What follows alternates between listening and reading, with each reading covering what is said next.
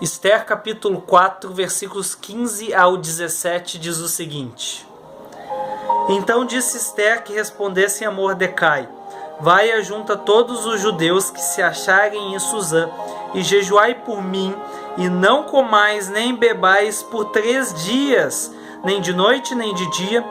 Eu e as minhas servas também jejuaremos. Depois irei ter com o rei, ainda que é contra a lei, se perecer, pereci. Então se foi Mordecai e tudo fez segundo Esther lhe havia ordenado. Amigos, aqui Esther era uma judia que tinha milagrosamente conseguido se casar com Assuero, que era o grande rei do império da Síria, o mais poderoso império da época. E aqui tinha um dos líderes do governo da Síria, que era Ramã, que odiava os judeus e tinha instigado o rei a promulgar um decreto para matar todos os judeus. E o rei nem sequer sabia que ali Esther era judia, porque ela tinha omitido esse fato, para não haver preconceito em relação a ela, tanto que ela chegou a essa grande oposição por causa disso. Não foi mentira, mas tem coisas que... Tem horas que não é bom dizer algumas coisas, tem horas que é bom não dizer algumas coisas para não criar problemas, e foi assim, da maneira correta, que Esther agiu. Só que agora todos os judeus seriam mortos devido ao decreto que foi promulgado, e Mordecai, o pai adotivo de Esther, manda avisá-la. E ele diz para Esther: Esther, você tem que fazer alguma coisa. Não adianta você pensar que porque é esposa do rei que vai se salvar, não vai adiantar de nada. O livramento dos judeus vai vir por algum lado, mas daí você vai acabar morrendo, vai se perder. Você tem que fazer alguma coisa. E daí Esther, ela resolve tomar uma atitude. Só que tinha um porém: se ela entrasse para falar com o rei na presença do rei, sem ser convidada, ela poderia morrer. Mas ela toma coragem e decide ir para falar com o rei sem ser chamada, o que poderia custar a vida dela. Isso dependeria da misericórdia do rei, mas isso era algo perigoso.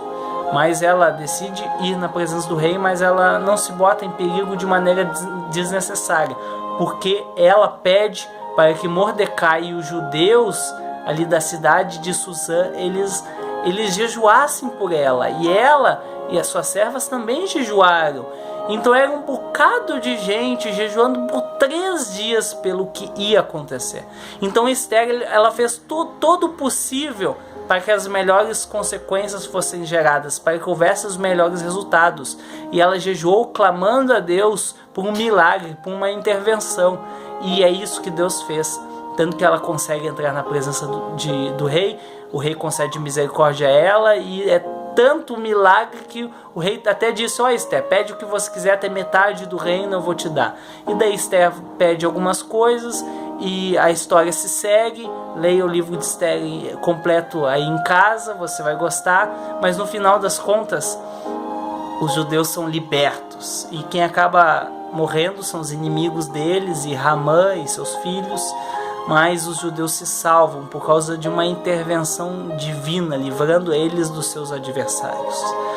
Mas tudo se deu muito por causa de Mordecai e Esther. Eles fizeram o que deveria ser feito. Eles jejuaram e buscaram a Deus verdadeiramente, de coração. Pois quando você jejua, você está querendo dizer para Deus: eu quero isso mesmo. Você tem que jejuar com propósitos. Porque quando você pede algo a Deus, você está dizendo para Deus que você quer aquilo. Agora, quando você jejua, você está dizendo para Deus que você quer aquilo muito.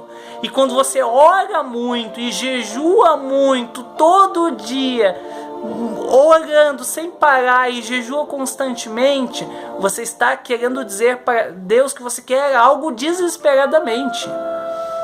Por isso os nossos jejuns têm que ser com propósitos. Eu sugiro você jejuar semanalmente pela sua família e orar por eles todos os dias. E é importante, sempre que a gente tiver uma decisão importante para tomar, jejuar para que Deus nos mostre a solução. Não jejuar só pelo jejum. O jejum pelo jejum pouco adianta. Mas quando você jejua com propósito, você está querendo dizer para Deus: Deus, eu quero uma coisa e eu estou usando minhas forças de livre-arbítrio, investindo no jejum para demonstrar que eu de fato quero isso. Pois muitas vezes a gente pede algo para Deus com as nossas palavras, mas com as nossas atitudes a gente diz que quer algo diferente.